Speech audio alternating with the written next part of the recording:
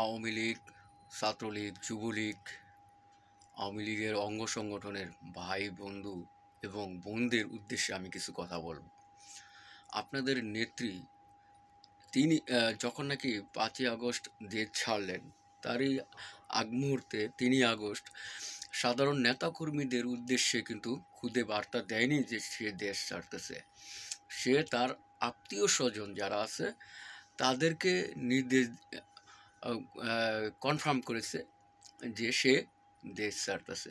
এখন আপনারা যারা আওয়ামী লীগ ভাইয়েরা কষ্ট পাচ্ছেন যে আপনাদের নেত্রী বা আপনাদের ক্ষমতা বাংলাদেশে নেই, হ্যাঁ, আপনারা বিভিন্ন বাংলাদেশে কষ্ট অনুভব করতেছেন, বিভিন্ন দেশে থেকে বিভিন্ন রকমের ভাবে করতেছেন। বিগত 15-16 বছর আপনাদের দল ক্ষমতায় ছিল। এখন আপনারা মনে করি, হ্যাঁ, আমি ধারণ করি আপনারা দেশকে ভালোবাসেন, আপনারা দলকে ভালোবাসেন, আপনাদের নেত্রীকে ভালোবাসেন, কিন্তু আজ অবধি এখনো পর্যন্ত আপনারা যারা সাধারণ নেতাকর্মী আছেন, সত্যিকারী অর্থে আপনারা দলকে ভালোবাসেন বা দেশকে ভালোবাসেন, আপনাদের আওয়ামী লীগের উচ্চ পর্যায়ে যারা নেতাকর্মী আছে বা আপনাদের নেত্রী কখনো কি আপনাদের স্বার্থের কথা চিন্তা করছে? আপনাদের কথা চিন্তা করছে? বরঞ্চ আপনাদেরকে রেখে সে চলে গেছে। বা বড় বড় উচ্চ পর্যায়ের যে আপনাদের নেতাকর্মী আছে তারা হাজার হাজার কোটি টাকার মালিক হয়েছে, বাংলাদেশের টাকা বিদেশে নিয়ে গেছে। এখন আপনারা কেন তাদের জন্য এরকম কষ্ট ফিল করতেছেন?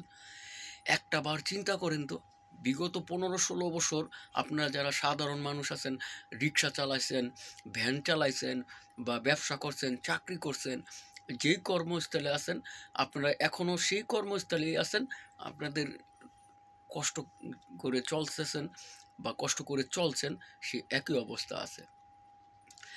আপনাদের কথা কি কখনো চিন্তা করেছে? হাজার হাজার কোটি টাকা কামাইছে, বিদেশে বেগম পাড়ায়, কানাডাতে বাড়ি করছে, বিভিন্ন দেশে বাড়ি করছে, হ্যাঁ, তা আপনাদের কথা কি কখনো ভাবছে? এই যে আমেরিকাতে ডক্টর ইউনূস সাহেবের সাথে এনসিপির নেতাকর্মীরা গেছে, তাদের উপরে যে ডিম নিক্ষেপ করছেন, কেন? আপনাদের কষ্ট থেকে তো এই প্রতিবাদ করছেন না? আপনাদের কথা কি একবারের জন্য আপনাদের নেত্রী চিন্তা করছে?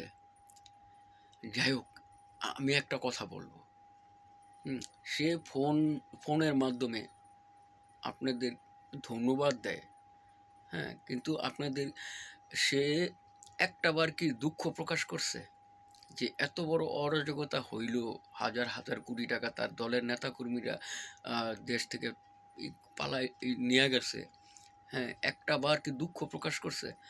আচ্ছা, আওয়ামী লীগের বড় পর্যায়ে যারা নেতা আছে তারা কি একটাবার দুঃখ প্রকাশ করছে? তাহলে আপনারা কেন কাঁদেন?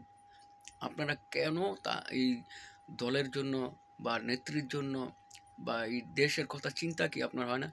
শোনেন, আপনারা যেরকম 1971 সালে মহান মুক্তিযুদ্ধকে লালন করেন, ধারণ করেন, এই বাংলাদেশের প্রত্যেকটা মানুষ মহান মুক্তিযুদ্ধকে, এই 71 সালের যুদ্ধকে, এই মহান স্বাধীনতা সংগ্রামকে ধারণ করে, লালন করে। এটা আপনারা একচ্ছত্র কখনোই বলতে পারবেন না যে এটা আপনাদের স্বাধীনতা, আপনারা যুদ্ধ করছেন।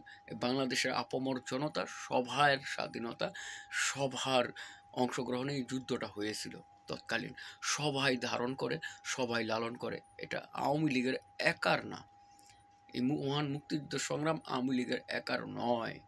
এখন আপনারা দলকে ভালোবাসেন ঠিকই, কিন্তু আপনাদের নিয়ে ভাবেন আর ভাই বোনেরা, প্রিয় ছাত্র বাবারা, আপনাদের নিয়ে ভাবে না, ঠিক আছে?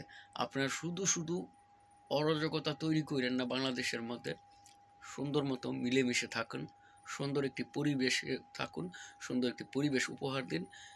আগামীর বাংলাদেশটাতে আর যাতে নৈরাজ্য না হয়, আর যাতে শোষণ নিপীড়ন না হয় বাংলাদেশের মানুষ, আর যাতে অধিকার বঞ্চিত না হয়। শুনুন, আপনাদের চাইতে আরও অনেক বিজ্ঞ লোক আছে বাংলাদেশে, ঠিক আছে? তাদের সঙ্গে বসবেন, আলাপ করবেন, আলোচনা করবেন, নিজের মেধা, নিজের জ্ঞান, নিজের বিবেক খাটিয়ে কাজ করুন, নিজের বিবেককে একটু প্রশ্ন করুন, নিজের সব কিছু একটু বিবেচনা করুন।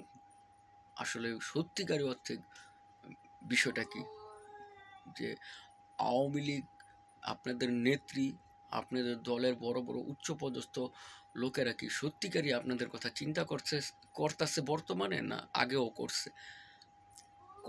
করতেছে আপনাদের কথা চিন্তা? একটাবার ভাবেন তো।